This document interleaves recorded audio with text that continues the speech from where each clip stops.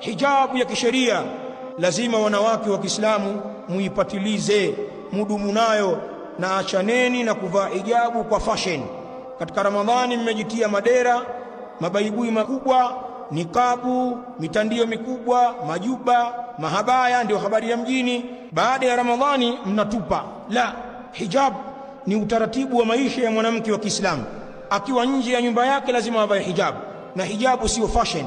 Hijabu ni stara, hijabu ni ibada. Achaneni na hijabu za fashion ambazo zinatengenezwa na wafanyabiashara hivi sasa.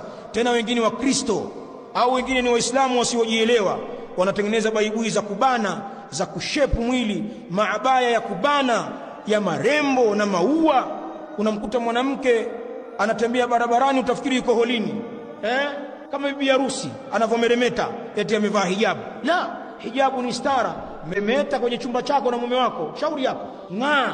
Jipake rangi ya saa, tumbukia kwenye kidumu cha uturi, unukie ndani ya nyumba ya mume wako, sio barabarani.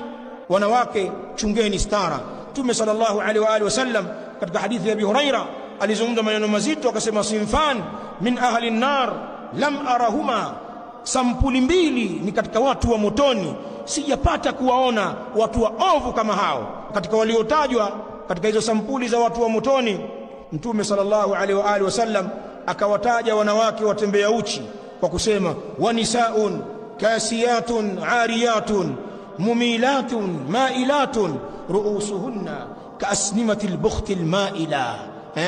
Na wanawake kasiyatun ariyat, wamevaa nguo lakini wanatembea uchi. Ni nguo ambazo hazijastiri. Kavaa nguo kifupi kimeishia kwenye mapaja au kwenye magoti, mapaja wayaona, magoti yake, mihundi unayaona.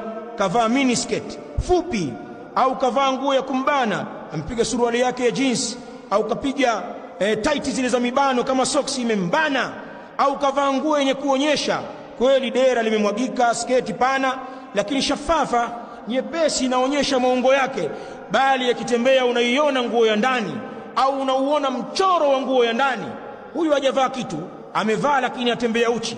Mumilat ni wanawake wanawapindisha wanawake wengine. Mailatun, wenyewe wamepinda.